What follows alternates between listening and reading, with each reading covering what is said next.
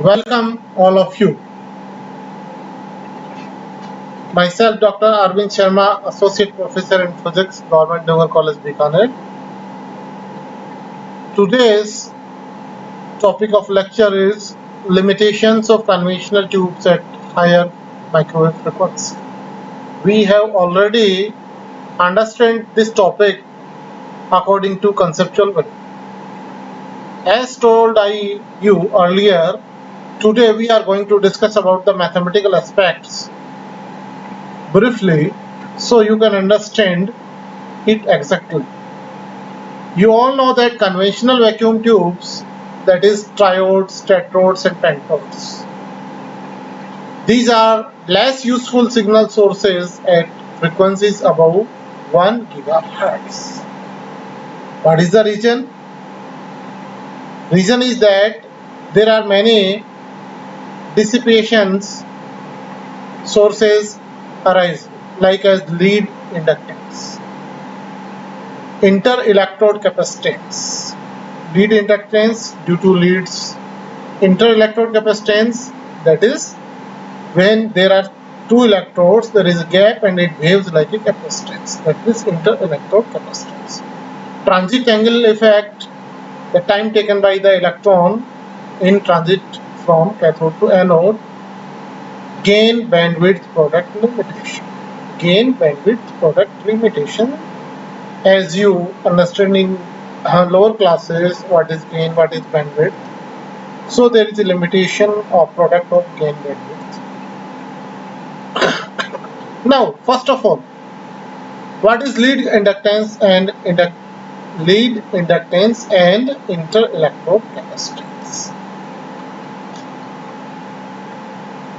At frequencies above 1 gigahertz, conventional vacuum tubes are impaired by parasitic circuit reactance because the circuit capacitance between tube electrodes and the circuit inductance of the lead wire are too large for a microwave resonance circuit. At lower frequency, these values are negligible, so that can be left for the calculations. But for higher frequencies, these are important and to be considered. As frequency increased up to microwave range, the real part of the input admittance may be large enough. What is the real part of the input admittance may be large enough. What is the effect of that? It causes a serious overload of the input circuit and thereby reduce the operating frequency of the tube. Okay? In this figure, a triode circuit and its equivalent circuit is shown. You all know that triode consists grid, plate, cathode, grid, plate. This is grid, this is plate, this is cathode. Okay? There is inductance and RLC resonant circuit, input voltage, output voltage. Now, see it, what you do for understanding the equivalent circuit. These points Z, P and K. These are similar points G, P and K. So, in capacitance, inter-electrode capacitance between Z and K, that is CZK. Second one is Z between Z and P, CGP. LK is already there. What is this? In BSc, you read in your transistor conductance equivalent circuit. This is current source, current equivalent circuit. When you draw, then you are using current source, ZMVZ. RP is plate resistance and this is RMC is equivalent, the resonant circuit. So if we see this equivalent circuit triode under assumptions that CZP is less than CGK, CGP is less than CGK, and omega LK is less than 1 upon omega CZK. Now input voltage V input is given by Vz plus Vk. What is Vz? Vz between this is Vz and this is Vk. So Vn equal to Vz plus Vn. Vz plus Vn. And what is Vk? J omega Lk Gm Vz. What is J omega L? Inductive reactance. And GMVZ. What is GMVZ? GMVZ is current. This is current. GMVZ is current flowing through inductance. So this is voltage. V equal to IR. This is I and this is R. GMVZ I and J omega L is R. I in equal to J omega C ZK VZ. What is I? V upon R. Vz is voltage. And what is J omega C? J omega C 1 upon J omega C is R. 1 upon J omega C is 1 upon R, because R equal to 1 upon J omega C. Capacitive reactance. By using this V in, this relation V in equal to this Vz plus Vk. Okay, by rearranging this equation we get this relation.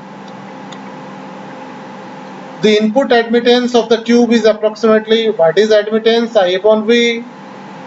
From this relation I upon V you calculate this equal to this. If we are ignoring omega LKZM less than 1, so the inequality always true, since the cathode lead is usually short and is quite large in diameter, and the transconductance is generally much less than 1 millimole. The input impedance at very high frequencies, Z input equal to this. This can be calculated by using relation Y, because what is Z? Z equal to 1 upon Y. So multiplying that, you just calculate it is using that. What is this? 1 upon omega LK CGK Cm, and from there 1 upon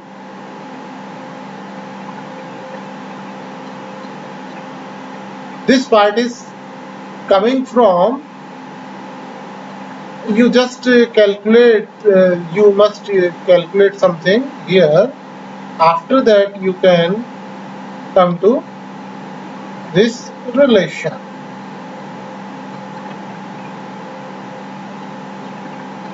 So slight maths if you are doing, you can easily got this relation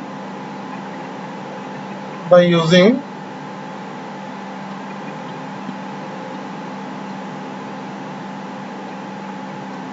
calculating this and this. From this you can easily, what is our aim? Suppose you don't remember and you don't want to prove that this relation, and you don't want to do the maths. You just remember this relation, but what is our aim? What is our aim? To explain what is going on for the, we want to explain the result of that input impedance. Impedance is inversely proportional to square of the frequency. Square of the frequency. Okay. In next lecture, I show that how maths you can do, how you can do these mathematical steps. You can ask me independently, or I send to you on your WhatsApp by writing on a page how you can get this relation. This is a slide mathematics which cannot be explained here without blackboard. So you just understand the conceptual part, that imaginary part is inversely proportional to third order. Real part is proportional to square of the frequency omega square, and imaginary part is proportional to omega cube. When the frequency is above 1 gigahertz, the real part of input impedance becomes small enough. Omega square nearly short the signal source. It is so small enough to nearly short the signal source. Consequently, the output power is decreased. Similarly, input admittance of pentode circuit is, if you want to get the result for pentode circuit, the results are given directly, and you can use for these results for tetrode directly also. The main aim is only to explain the higher frequency problems here. Y input is this and Z input is this. Here again this is inversely proportional to omega square and imaginary part is omega cube. There are several ways to minimize the inductance and capacitance effect, such as reduction in lead length. You just reduce the lead length and electrode area. This minimization, however, also limits the power handling capacity. So this is the problem that we understand here, which is known as lead inductance and interelectrode effects. Number 2 problem is transit angle effect. In conventional tubes, electron transit angle is given by, we know that in last lecture what is transit time, and transit time is multiplied by omega tau, that means omega d upon v0. Tau is transit time across the gap, d upon v0. D is separation, v0 is velocity of electron, v0 is capital V0 is DC voltage. Okay. So here transit time effect is explained. When the frequencies are below microwave range, transit angle is negligible. At microwave frequencies, transit angle or angle is large compared to the period of the microwave signal. Point to be noted that at higher frequencies, the transit time or angle is large compared to the period of microwave signal, and the potential between the cathode and the grid may alternate from 10 to 100 times during the electron transit. The grid potential during the negative half cycle thus removes the energy that was given to the electron during the positive half cycle.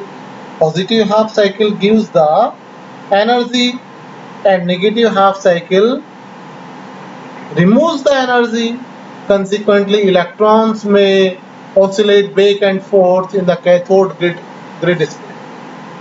Cathode and grid space, electron oscillates. The overall results of transit angle effect is to reduce the operating frequency of the vacuum. The degenerate effect becomes more serious when energies are well above. When frequencies are above 1 gigahertz, the problem is very much. Once electrons pass the grid, they are quickly accelerated to the anode by the high voltage. When the frequency is below 1 gigahertz, the output delay is negligible in comparison to the phase of the current. So, what we understand here, that at higher frequencies, transit angle is not negligible and trans admittance becomes a complex number with a relatively small amplitude. This situation indicates that the output is decreased. So from this analysis, transit angle effect can be minimized by, first, what is the solution of this? How we can minimize it? First, accelerate the electron beam with a high DC voltage and then velocity modulation it. First, electrons are accelerated by DC voltage, and then velocity modulation is the method that modulates the velocity of the electron beam, which we understand in next few articles. This indeed the principle of operation of microwave devices such as klystron and magnetrons. Last is gain bandwidth product limitation. Gain bandwidth product you familiar with in transistor chapter. Here we uses it for vacuum tubes. For vacuum tubes, if Rp plate resistance is greater than omega Lk, in that case VL is given by this relation, and you can understand from here GMVG is current source, Rp plate voltage, RLC is parallel combination of LCR. Okay, what is Z? What is Z is Rp and R parallel combination. Okay, these are parallel and these are also parallel, and this is given by omega C minus 1 upon omega I upon V equal to IR. V equal to IR. What is Z? Z is 1 upon R, and this term is also 1 upon R. Reactive capacitance, capacitive reactance and inductive reactance. Combination of these two reactances is shown here.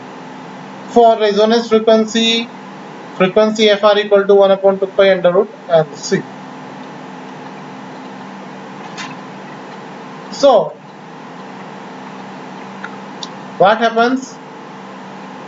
A maximum is given by this, and we know that G equal to this denominator for resonance. This part should be equal to 0. This gives that Z equal to denominator, this is equal to Z equal to, these are equal, G equal to omega C minus 1 upon omega L. So calculating this quadratic equation, and if we calculate bandwidth omega 2 minus omega 1, this is G upon C. This factor is greater than 1 upon LC. And what is the gain bandwidth product? AM versus gain AM and bandwidth VW. What is gain? Gm upon G, and this is given by Gm upon C. It is important to note that this product is independent of frequency. This does not depend upon frequency. For a given tube, a higher gain can be achieved. A higher gain can be achieved only at the expense of a narrower bandwidth, because this is constant Gm upon C, because it does not depend upon the frequency. So if you increase the gain, then bandwidth decreases. This restriction is applicable to resonant circuit only. In microwave devices, what we use? Retrained cavities or slow wave structures are used to obtain a possible overall high gain over a broad bandwidth. This is another new concept for you. So still you study, because every topic have new concepts, and mathematics is not so easy. If easy mathematics or easy mathematical steps are taken, then these are taken from lower classes, but you should remember many things directly. Okay, thank you all of you.